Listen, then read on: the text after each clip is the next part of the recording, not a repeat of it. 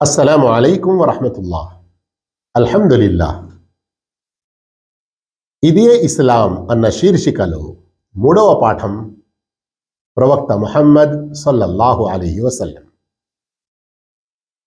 అల్లాహ్ అద్వితీయుని ఆరాధన గురించి ప్రజలకు మార్గదర్శకత్వం చేయడానికి, దీనికి విరుద్ధంగా ప్రజలు పాటిస్తున్న విగ్రహాల ఆరాధనను ఖండించడానికి అల్లాహ్ ముహమ్మద్ సల్లల్లాహు అలైహి వసల్లంని అంతిమ ప్రవక్తగా చేసి పంపాడు.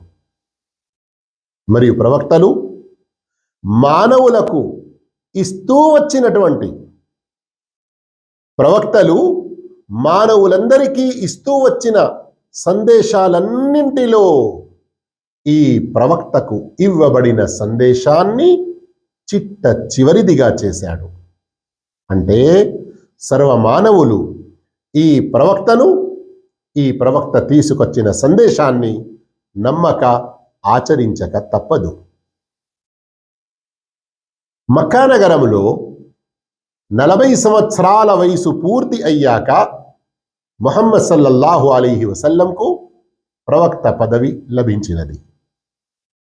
ప్రవక్త పదవికి ముందు నుంచే ఆయన సల్లల్లాహు అలైహి వసల్లం తమ జాతి వారిలోనే కాదు, సర్వ మానవుల్లోకెల్లా ఉత్తమ నడవడిక, సద్వర్తన కలిగి ఉండేవారు.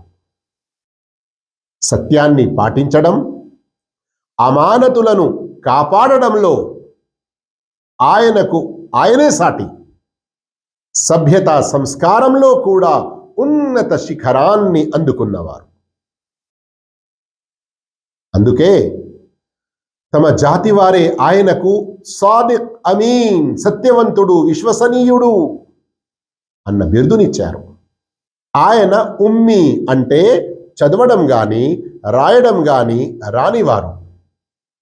అటువంటి చదవడం రాయడం రానివారి ఈ ప్రవక్త ముహమ్మద్ సల్లల్లాహు అలైహి వసల్లంపై అల్లాహు తఆలా ఎలాంటి ఖుర్ఆన్ అవతరింపజేశాడంటే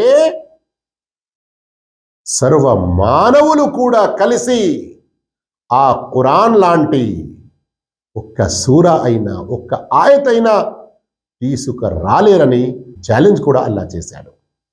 ఇక రండి ఇస్లాం పునాదుల గురించి తెలుసుకుందాము. ఇస్లాం ధర్మం యొక్క పునాదులు 6 ఉన్నాయి. మొదటిది అల్లాహపై విశ్వాసం. ఇది ఇస్లాం ధర్మం యొక్క అసలైన పునాది.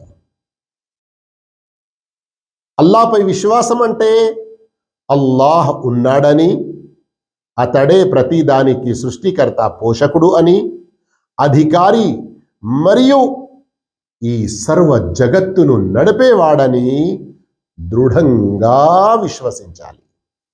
ఇంకా ఆయన ఏకైకుడు, ఒకే ఒక్కడు, సర్వ ఆరాధనలకు అర్హుడు, అతనికి ఎవ్వడూ ఎలాంటి భాగస్వామి లేడు.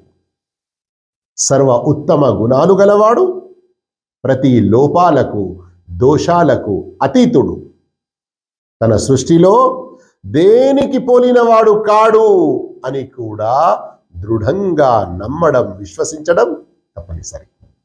రెండవది దైవదూతలపై విశ్వాసం. దైవదూతలు మన కళ్ళకు కనబడని ఒక సృష్టి.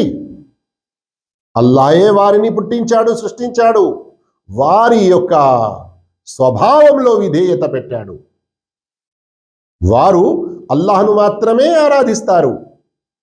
వారిలో రుబూబియత్, ఉలూహియత్, పుట్టించడం, సృష్టించడం, పోషించడం, లేక ఆరాధనకు ఏదైనా అర్హత కలగడం, ఇలాంటి ఏ హక్కు, ఏ ప్రత్యేకత వారిలో లేదు. అయితే ఒక ముస్లిం వారి ఉనికిని మరియు వారు అల్లాహ్కు విధేయులుగా ఉన్నారన్న విషయాన్ని నమ్మాలి. అలాగే వారి యొక్క సంఖ్య కేవలం అల్లాహ్కు తప్ప ఎవ్వరికీ తెలియదు అని కూడా విశ్వసించాలి. మూడవ పునాది గ్రంథాలపై విశ్వాసం. సత్యాన్ని స్పష్టపరచుటకు మరియు ప్రజల్ని అల్లాహ్ వైపునకు పిలుచుటకు పూర్వ ప్రవక్తలో కొందరిపై అల్లాహు తఆలా గ్రంథాలను అవతరింపజేశాడు. ఈ విషయాన్ని ప్రతి ముస్లిం నమ్మాలి.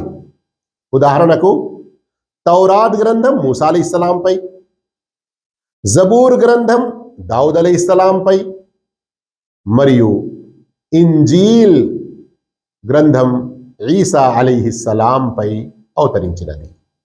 ఇక చిట్ట చివరి ప్రవక్త ముహమ్మద్ సల్లల్లాహు అలైహి వసల్లంపై అల్లాహు తఆలా ఖురాన్ అవతరింపజేశాడని విశ్వసించాలి. ఖురాన్ గ్రంథం ఇది సర్వ మానవాళికి అల్లాహ్ యొక్క అంతిమ సందేశం. ఖురాన్ మరియు ప్రవక్త వారి సహీ హదీసుల ప్రకారంగా ఎవరి ఆచరణలు ఉంటాయో వాటినే అల్లాహ్ అంగీకరిస్తాడు. ఈ ఖురాన్ యొక్క ప్రత్యేక విషయం ఏమిటంటే అల్లాహు తఆలా స్వయంగా అల్లాహు తఆలా దీనిని కాపాడే బాధ్యత తీసుకున్నాడు. అందుకే ఇప్పటికి 1400 కంటే ఎక్కువ సంవత్సరాలు గడిచిపోయినప్పటికీ ఇందులో ఏ కొంచెం కూడా మార్పులు చేర్పులు జరగలేవు, జరగడానికి ఆస్కారం లేదు ప్రళయం వరకు కూడా. అవే ఇంతకుముందు గ్రంథాలు, వాటి యొక్క బాధ్యత తీసుకోవడం జరగలేదు.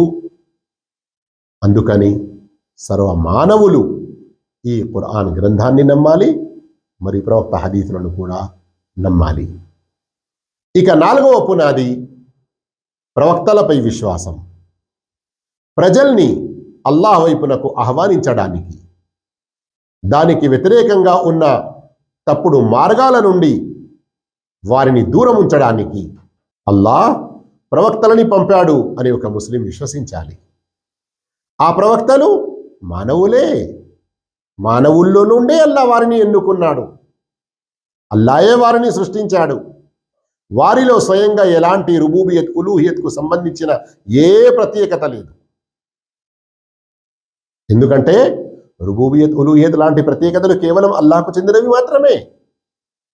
వారు అన్న పానీయాలు సేవించేవారు, చావు బ్రతుకుల్లాంటి అవసరాలు కలిగి ఉన్నవారు.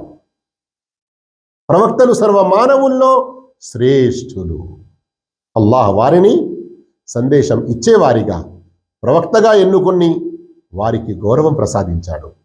వారిని విశ్వసించుట అంటే వారికి ఇవ్వబడిన సందేశం సత్యం అని, వారిలో ఎవరి పేర్లు మనకు తెలియజేయబడ్డాయో వారిని పేర్లతో సహా విశ్వసించడం కూడా తప్పనిసరి.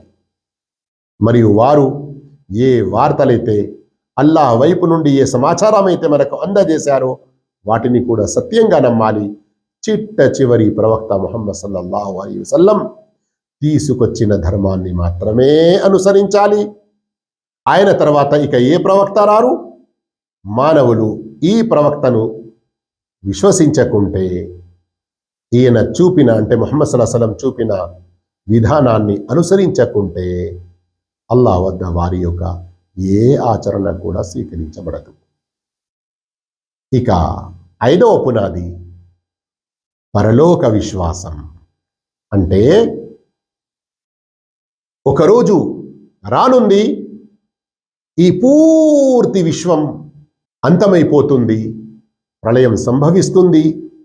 అల్లాహు తఆలా ఆది మానవుడి నుండి మొదలుకొని ప్రళయం సంభవించే వరకు వచ్చిన మానవులందరినీ కూడా వారు చేసినటువంటి వారి పాప పుణ్యాల యొక్క లెక్క తీసుకోవడానికి, వారికి ప్రతిఫలం ఇవ్వడానికి అందరినీ మరోసారి అల్లాహు తాలా బ్రతికిస్తాడు.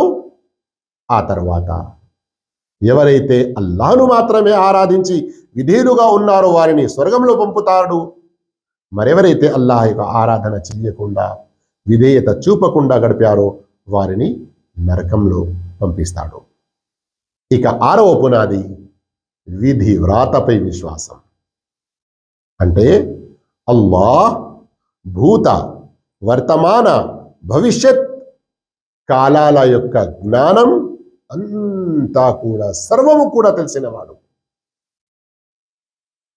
అల్లాహ్ కోరినదే జరుగుతుంది. అల్లాహ్ ఏదైతే తలుచుకోడో కోరడో అది మాటికి జరగదు. ఏది సంభవించినా అల్లా యొక్క జ్ఞానంతో, ఆయన యొక్క ఇష్టంతో సంభవిస్తుందని నమ్మడం ప్రతి ముస్లిం యొక్క బాధ్యత. మళ్ళీ మనం 4వ వీడియోలో కలుసుకుందాము. అప్పటి వరకు సెలవు ఇవ్వండి. అస్సలాము అలైకుం వరహ్మతుల్లాహి వబరకాతుహు.